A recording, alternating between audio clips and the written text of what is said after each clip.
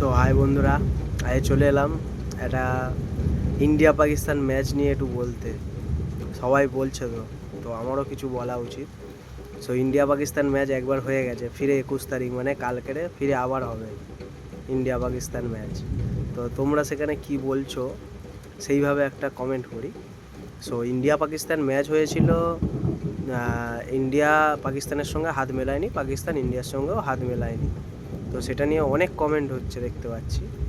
তো এখানে দুদিক থেকেই ধরা যায়। এক হচ্ছে ইন্ডিয়া হাত মেলায়নি, একদিকে ভালো করেছে এবং সেটা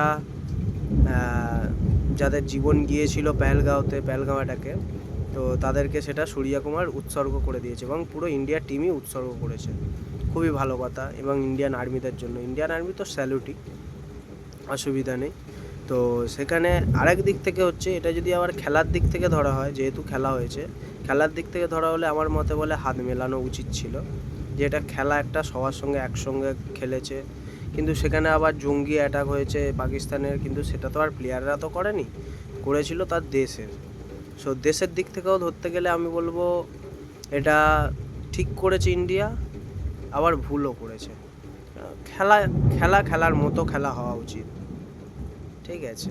তো এটা নিয়েই একটু কমেন্ট করছিলাম, তো তোমরা কি বলছো সেটা আমি জানতে চাইছি। সো এটা কমেন্ট করো আমাকে, ঠিক আছে। এটা কিন্তু আমি পাকিস্তানকে একবারও সাপোর্ট করছি না। আবার এটাও বলতে হবে না যে খেলার মতো খেলা হয়েছে, সেটাও বলতে হবে, ঠিক আছে। খেলার মতো খেলা হয়েছে, সেটা খেলাটাও হয়েছে, আবার ফের হবে।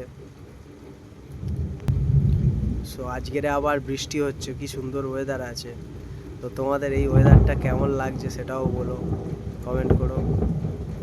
কাল ইন্ডিয়া পাকিস্তান ম্যাচ আছে 21 তারিখ, 21শে সেপ্টেম্বর। সো রবিবার দিনই পড়েছে, অসুবিধা কিছুই নেই। খেলা তো জোরদার হবে, খেলা দেখাও হবে, ঠিক আছে। চলো, টাটা, বাই বাই। আবার পরের নেক্সট ভিডিওতে দেখা হচ্ছে।